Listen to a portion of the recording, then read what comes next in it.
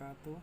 Nama saya Muhammad Hermawan dari Universitas Akmaha, mau mempresentasikan tentang studi kelayakan bisnis. Materi yang akan saya sampaikan adalah analisis pemasaran. Rumusan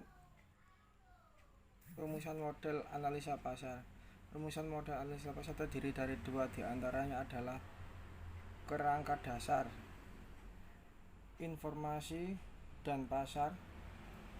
Dalam pengertian sederhana, pasar adalah tempat terjadinya transaksi jual beli, penjualan, dan pembelian yang dilakukan oleh penjual dan pembeli pada waktu yang tertentu. Definisi pasar secara luas adalah orang-orang yang mempunyai keinginan untuk memenuhi kebutuhan uang untuk belanja serta kemauan untuk membelanjakannya. Pada umumnya, transaksi jual beli melibatkan produk atau barang atau jasa dengan uang sebagai alat transaksi pembayaran. Dan yang kedua adalah permintaan pasar atau yang disebut dengan market demand. Pengertian permintaan pasar atau suatu produk atau jasa menurut Kotler adalah jumlah keseluruhan yang akan dibeli oleh sekelompok konsumen tertentu di daerah, di lingkungan pemasaran tertentu, dan dalam suatu program pemasaran tertentu. Dalam proses analisa studi kelayakan, analisis pasar dapat dilakukan secara terpisah ataupun sebagai bagian dari keseluruhan studi kelayakan. Studi pasar bisa pula merupakan cara untuk mencari gagasan proyek ataupun untuk menilai kelayakan proyek dari segi pasarnya. Perbedaan antara analisis pasar untuk mencari gagasan proyek dan menilai kelayakan proyek adalah dalam analisis pasar untuk menilai kelayakan proyek dan studi yang dilakukan lebih teliti, mendalam, dan lebih lengkap dibandingkan dengan melakukan analisis pasar untuk mencari gagasan proyek. Yang keempat adalah prosedur analisis pasar. Prosedur analisis pasar, ada banyak prosedur yang bisa kita ikuti agar studi pasar berjalan dengan efisien dan efektif. Beberapa prosedur tersebut yaitu: 1. Menentukan tujuan. Apa yang kita tuju sebelum melakukan studi. Yang kedua adalah studi pasar informal. Ketiga, studi pasar formal. Keempat, karakteristik. 5. Perkiraan permintaan yang akan datang. Yang keenam, merencanakan strategi pemasaran. Dan yang terakhir adalah menilai kelayakan pasar. Usaha untuk memperkirakan luas seluruh pasar perlu dilakukan sebelum menentukan pangsa pasar perusahaan. Dan rumusan analisis pasar yang kedua adalah positioning. Positioning adalah membangun persepsi relatif atau suatu produk dibandingkan dengan produk lain. Karena penikmat produk adalah pasar, yang perlu dibangun adalah persepsi pasar. Ada dua macam positioning, yaitu sebagai berikut. Strategi positioning produk. Strategi positioning produk, beberapa hal mendasar dalam membangun strategi positioning. 1. Produk, antara lain pada fitur, spesifikasi produk. Yang kedua adalah penggunaan spesifik produk.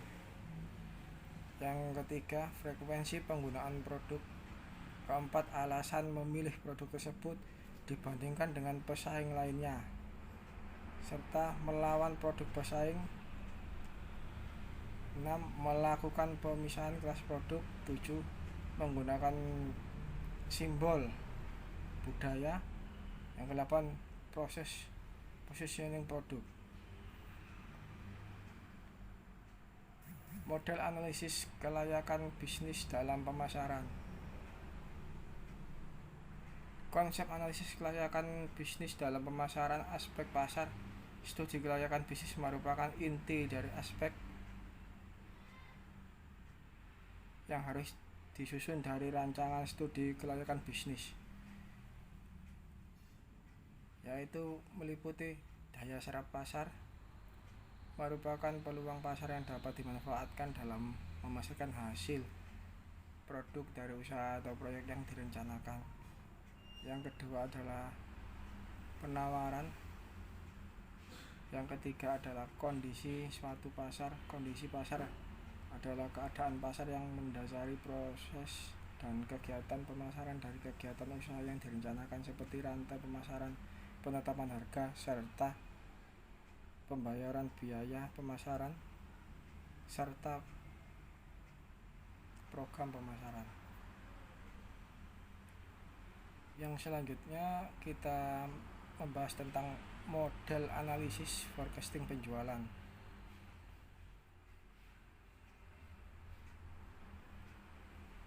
Yang pertama adalah konsep analisis, dan yang kedua adalah teknis dalam peramalan penjualan.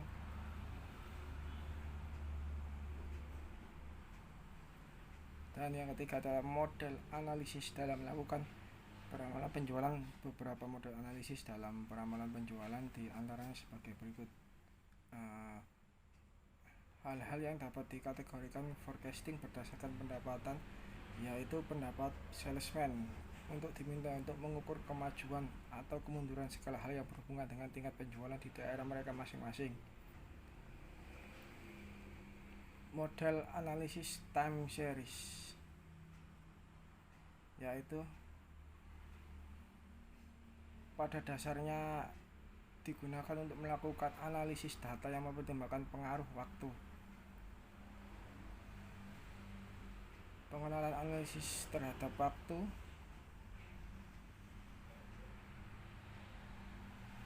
Di bidang ekonomi, data penjualan setiap hari, keuntungan perusahaan dalam setiap tahun, dan total nilai ekspor dalam setiap bulan. Yang kedua adalah faktor-faktor yang mempengaruhi data time series. Yang ketiga, penggunaan metode dalam time series yang digunakan dalam analisa runtun waktu. Yang keempat, teknik pembuatan. Metode teknik pembuatan ini untuk menarik dan menurun dari waktu ke waktu. Ada beberapa teknik dalam membentuk model.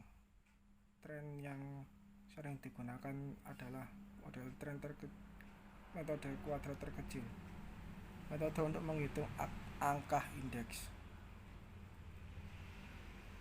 Hasil perkiraan penjualan berdasarkan tren tidak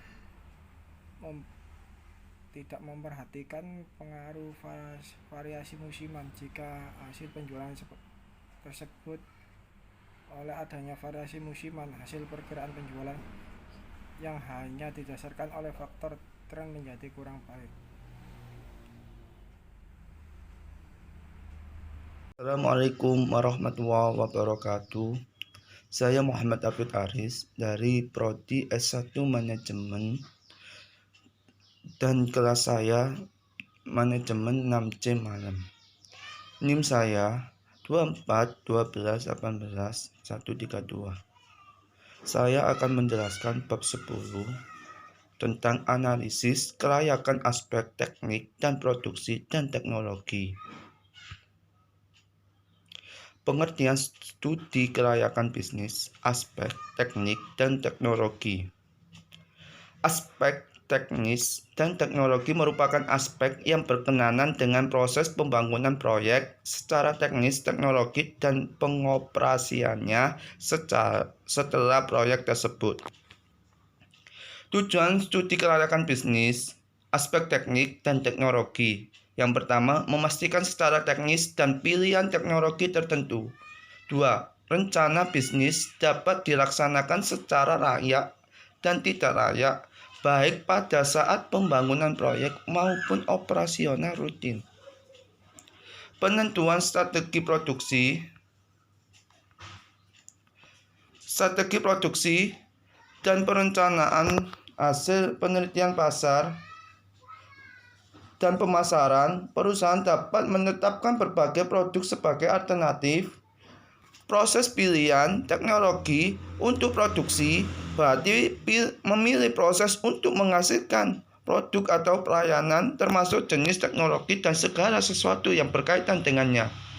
Jenis teknologi untuk memproduksi: 1. Proses kontinu, proses intermittent, dan batch. Penentuan kapasitas produksi. Kapasitas adalah kemampuan pembatas dari unit produksi untuk berproduksi dalam waktu tertentu. Kapasitas produksi ekonomis adalah volume atau jumlah satuan produk yang dihasilkan selama kurun waktu tertentu. Strategi kapasitas produksi. Lokasi usaha ada 3 faktor utama yang menjadi bahan pertimbangan penentuan lokasi, yaitu sebagai berikut. Strategi pemerintahan dalam pembangunan proyek industri. Bobot pengaruh letak daerah pemasaran dan sumber bahan baku terhadap efisien operasi proyek. Ketiga, faktor lingkungan setempat. Tata letak. Tujuan utamanya adalah optimalisasi pengaturan fasilitas operasi sehingga nilai yang diciptakan oleh sistem produksi menjadi maksimum.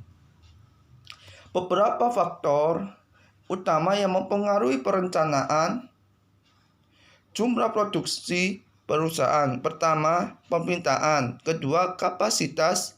Ketiga, suplai bahan. Keempat, modal kerja. Rencana pengendalian persediaan bahan baku dan barang jadi. Persediaan barang ada 2 macam. 1. Bersifat independen. Permintaan bahan tidak bergantung pada produksi barang lain. Bersifat dependen. Permintaan barang yang tergantung pada suatu jumlah produk yang dibuat. Manajemen persediaan penting untuk dikaji dalam hal tersebut. 1. Penentuan jumlah order. 2. Safety stock. Ketiga, inventory system. Bahan baku pembantu dan pendukung lainnya. Penyediaan bahan baku. Ketersediaan bahan baku merupakan salah satu faktor yang penting untuk dikaji dalam studi kelayakan proyek. Bahan baku dan pembantu. Tersedianya bahan baku dan pembantu secara konstan dengan harga yang wajar merupakan salah satu syarat agar proyek dapat beroperasi secara sehat di bidang bahan pendukung operasi pabrik. Penggunaan produk yang dibutuhkan yaitu cukup luas, mudah dibersihkan, ventilasi, dan penerangan yang cukup serta tersedianya. Pengawasan kualitas produk dalam bentuk barang ataupun jasa. Kualitas jasa merupakan kesatuan karakteristik tertentu yang menentukan apakah jasa dapat memenuhi harapan para konsumen. Perencanaan kualitas. Aktivitas ini terdiri dari atas langkah-langkah tersebut menentukan konsumen. A. Menentukan kebutuhan atau keinginan konsumen. B. Mengembangkan jasa dan kualitas yang sesuai. C. Mengembangkan proses jasa sebagai pedoman bagian operasi atau produksi. Pengendalian kualitas. Aktivitas ini dilakukan pada tahap operasi. Langkah-langkah yang dilakukan. A. Evaluasi formasi aktual. B. Membandingkan performansi aktual dengan sasaran yang direncanakan. Mengambil tindakan terhadap penyimpangan. Sekian dari presentasi kami. Wassalamualaikum warahmatullahi wabarakatuh.